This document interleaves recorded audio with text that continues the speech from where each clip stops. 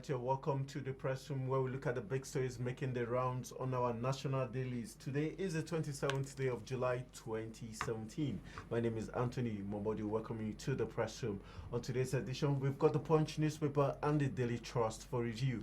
And my guest on today's edition is Samson Oju Talayo, an economist and a public affairs analyst. Good morning, Samson. Nice to have you join us. Yeah, it's a pleasure to be here this morning. All right, let's kick-start the big stories. Looking at the Punch newspaper, we've got on page 7, one of the big stories says Senate seeks immunity for members, rejects power devolution, OK's independent candidacy, financial autonomy for local government. Senate missed the opportunity to save Nigeria, says Afenifere.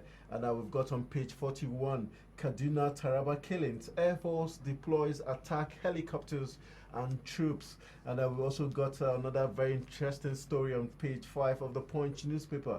Husband at 4 dies in sex romp with mistress. And we've got another interesting story. Boko Haram kills 9 soldiers, troops, rescue NMPC staff. You find that big story only on page 10 of the Punch newspaper. And we've got Buhari recovery is a miracle, says Governor Omahi.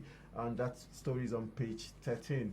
All right, let's just kick start with the big story. Biggest story in the land broke yesterday on page 7, says Senate seeks immunity for members, rejects power devolution.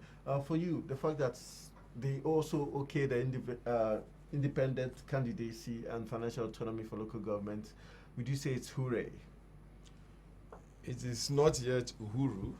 You see, the thing is, the senators must be aware of this fact that many political leaders in this country care for nomenclature, a prefix to their name, that former presidential aspirant, former governorship aspirant in Nigeria. And that is all they want to do. So some of them can go to any length.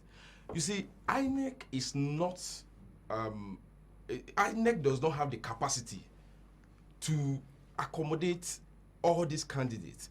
We have enough political parties under which anybody can contest. Yes, you may want to give example of Macron of France, that okay, he came and he conquered. But the thing is, Nigeria, we are still evolving politically. We are not as advanced as France. So if you are saying you are bringing independent candidates, yes, you put some measures to curtail the excesses of the politicians, but we are not there yet. We are not ready for that yet. We have other things that they can, like the rejection of the 35% affirmative for women. I think they failed to save us, really, as the Afenifere have said. You see, instead of going for independent candidacy, why not look for how you can bring in the women folk, bringing the women folk into appointment? You know, it is not a political contest now, but we are talking about appointment. That is, 35% of the appointment that will be made by states and federal government should come from the women folk. But you see, they just goof by going for what is immaterial. That's not what we need at the moment. For the local government financial autonomy, wouldn't you say it's kudos? Probably development might begin to reach those at the grassroots levels. You know, they will still take all these things to the state assembly. The governor now will have been galvanizing the state assembly that when you get to this part, reject it. This is not the first time we'll be treading on this part. So the thing is, we cannot say the financial autonomy is coming. You know, there was a point, there was a time during this guy, former president, Jonathan, he was given an autonomy. There was an amendment to the constitution, and we were told that, okay, the state assembly should have an autonomy, should be independent of the executive. Do you know it was only 7 states out of 36 states in Nigeria that accept that they needed an autonomy? The other states rejected it, that they don't want an autonomy. They will always want to go cap in hand begging the governors for whatever they need. So what I'm saying in essence is this: by the time this financial autonomy gets to the state level, it will be thrown out. They will not go that way. All right, let's look at the other big story. Though it said Boko Haram kills 9 soldiers, troops, rescue NMPC staff. Are we retrogressing in terms of this insurgency fight? Because recently we're beginning to see more frequent bombings, more frequent killings of our army officers, and now we've got 9 soldiers killed. That's huge. You know, we have a lot of when Jonathan said he has Boko Haram in his government, people were like, he's a weak government, he's a weak president. What was he saying? This, that. Now it is happening.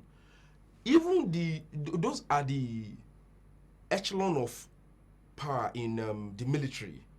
They are not helping matters. We've seen many of their former leaders, many of our previous chief of defense staff, chief of army staff being prosecuted for siphoning the money that is meant for procurement of arms. Okay. Now, what we are saying is these people, those that have been there, have not been to Maiduguri during this critical period, but those that have been there said that the challenge now for the boys, the military boys, is that psychologically they are traumatized because they're not given their entitlement, their allowances are not being released. Those at the top, they are sitting on the money that is supposed to be given to these boys, and their morale have been dampened, and they may not do what they're supposed to do.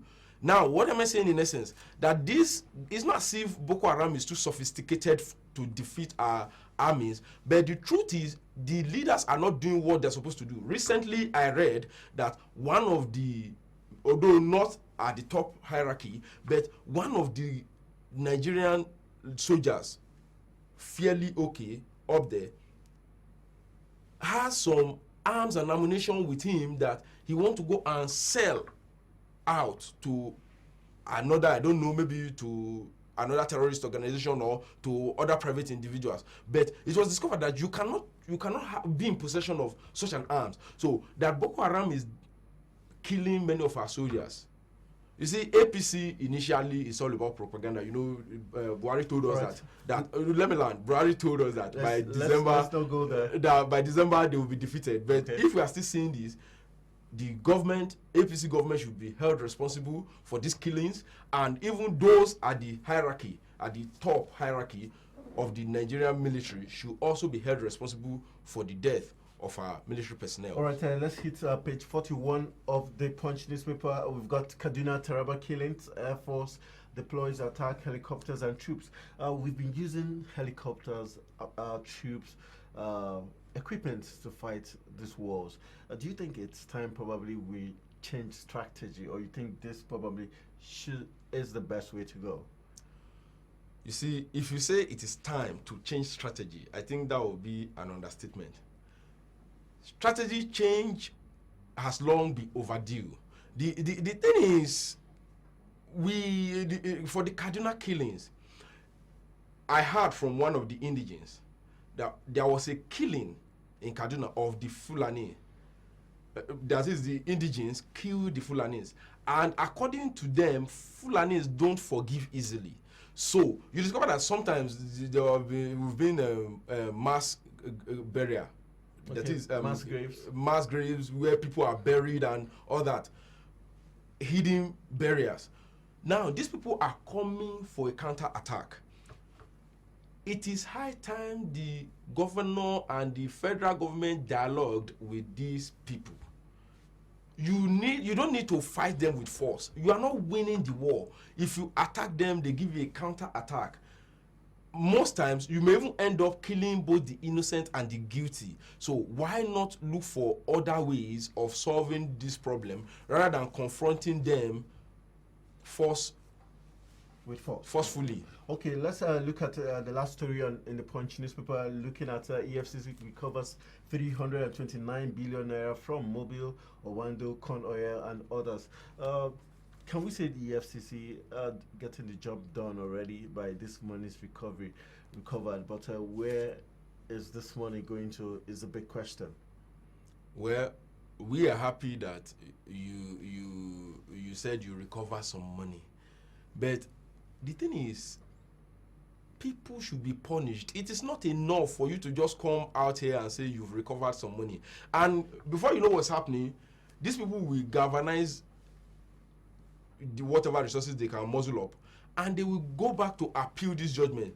Before you know what's happening, recently we have seen EFCC losing a lot of cases. So the thing is, EFCC should not just come and publish most of these things in the media telling us we've recovered this, we've recovered that.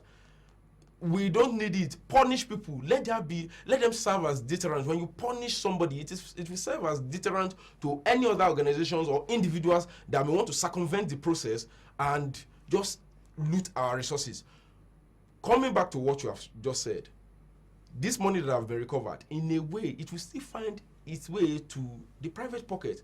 People are still stealing money. It's just that the difference between previous stealing and now is that you cannot live a flamboyant life the way you used to. All of them stylishly, they are complaining. After all, Yakubu, former NNPC MD, was complaining that he has no money until the money was discovered in Kaduna. So all of them, they are still stockpiling this money somewhere that we don't know. So what we are saying is there is still stealing out there, and EFCC must change strategies to know how to minimize to the barest minimum this corruption. Looking at MDA's 115 billion in tax liabilities, for you, do you think the federal government, the new tax regime scheme, how do you think is the best way for them to recover this money, knowing that the federal government has said there was going to be a 9-month window period for people to, pay up remedy taxes they've been owed? But we're talking about MDAs now. Do you think the MDAs can follow suit with the directives of the federal government? To answer the question directly, yeah. Yes, they can follow suit. But one of the things you asked was all about how more monies can be generated through tax. Simba just said the only thing that is sure is death and tax payment. The last time I spoke on this issue, I said, I think it was during one of your programs, New Day, I said that if you don't have a database, you cannot monitor effectively the number of people that pays tax. You see, there was a joke online that a man went to obtain some goods and he was told that, oh, your credit card is invalid. He said, okay, I don't want to use credit card. They gave him another option that it's not only that your credit card is invalid, you have not paid your tax for also a number of times. He said, I decided to, lastly, to just summarize it, I want to leave the country. They say, you can't leave the country because your passport have expired. He was just dumbfounded. Now, what am I saying? These countries have database. People were killed in London. Before you know what's happening, they've gotten links to who the culprits were. Now, what am I saying in essence is that the reason why you can lay hold on the MDAs is because you have a database for them. The government needs to give us a comprehensive database so that the revenue mobilization and allocation, fiscal policy, what do they call it, RMFC, Revenue Mobilization, Allocation and Fiscal Commission, can have something to work with. It is not enough for you to just say MDAs. How many people works with MDAs and other parastatals? But you need the broader society that those that are in the informal sectors yes. to get enough tax in order to execute government. All right. Projects. Let's hit the next time. Time not really our friend now. Let's look at the next stand. We've got the Daily Trust for review. We've got 222 federal directors fail PAMSEX examinations. We know that about 300 of them did sit for the examination. Now we've been told that out of 300 that sat for the examination, 222 failed the federal directors examinations as regards post for the PAMSEX. That's the big story making the rounds on page 5 of the Daily Trust. And now we've got federal government fertilizer hijacked, now sold above official price. That big story is on page 21 of the Daily Trust. And we've got Abuja Kaduna Rail Service gets 2 locomotives, and page 8 is where you find that big story. And we've got new ministers yet to get portfolios. Page 3 is where that big story is at. And we've got abducted Borno oil exploration team rescued. Page 4 has that big story. And constitutional amendments, senators reject devolution of powers, state creation. Okay, let's just kick start with 222 federal directors failing PAMSEX examinations. Does that give us a clue to probably how, do we say incompetent, or how how do you place this failure? 222 It is your word. out of 300. It is your word. You said incompetent.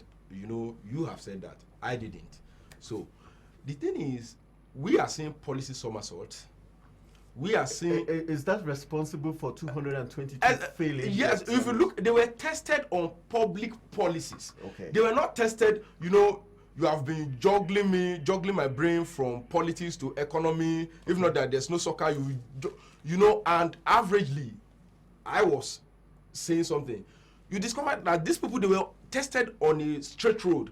It's not as if they were juggled from one department to the other. No, they were tested based on public policies. And for you to be a PAMSEC, a director, you must have been in service for averagely, let me use a minimum of 25 years. So you are expected to have gotten yourself acquainted with the nitty-gritties of how the public policies works. But if you are coming and say out of 300 candidates, a whopping 222, just 78 passed the exams, it is disheartening. And that tells you the reason why we are having issues with public policies, that people in governance will say, okay, this is what we are going to do to get out of recession, this is what we are going to do to get result, and at the end of the day, you execute those tasks, you don't get result. It is because these people, they don't know what they are doing, they don't know what they're supposed to do, and this exam attests to that fact, that there is gross incompetence in the civil service.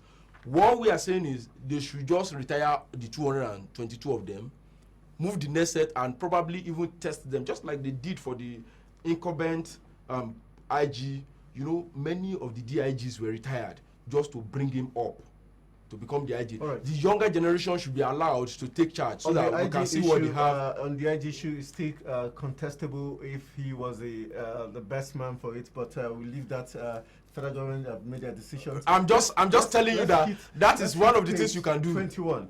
The big story on page 21 says federal government fertilizers have been hijacked and now being sold above official price. Shouldn't the federal government be able to hold these people responsible? Because obviously the fertilizers were given are known. You see, one of the issues there is that the numbers that the whistleblower guy, the number that he dropped, you know, the number is not going through. If you try to call that number, the number is not available, the number is not reachable. So you cannot even pinpoint who should be held responsible for these, because the person that is blowing the whistle cannot be traced, cannot be found, and that still boils down to our database management. Now, let's leave database aside. What am I saying? The thing is, when Jonathan was here, he told us, he said, let there be a direct sales of fertilizer to the end users. Okay. But this government came and said, no, that's not where we are going to go. You see, it's not all about me hating you, Tony. It's all about me delivering result. You bring NPK 2010 to farmers, and at the end of the day, some people are getting it in bulk. They're not getting it in pieces, and they will give it out to agents. Instead of selling it for 5,500 that is stipulated, they're selling for 6,500, 7,500, and which is outrageous. All right, the last big story in 1 minute. Abuja Kaduna Rails gets 2 locomotives. Is that positive? Is that more movement of goods and services? Is that positive? You know, let me wrap it up by saying, if you are going to heaven and you decide to wear a shoe, you have lifted yourself from the ground. Yes, people are having supersonic train, but we don't even have these. Now we have 2 locomotives. Yes, it's a step in the right direction, but that is not the best that can be given to Nigerians. All right, that's how we call it a wrap on today's edition of Press Review. I want to say a big thank you to Samson Ojutalayo for his explicit analysis and review of all the big stories making the rounds on the Daily Trust and the Punch newspaper. My name remains Anthony Momodusin. Thank you for always being part of this deal. See you tomorrow in the press room.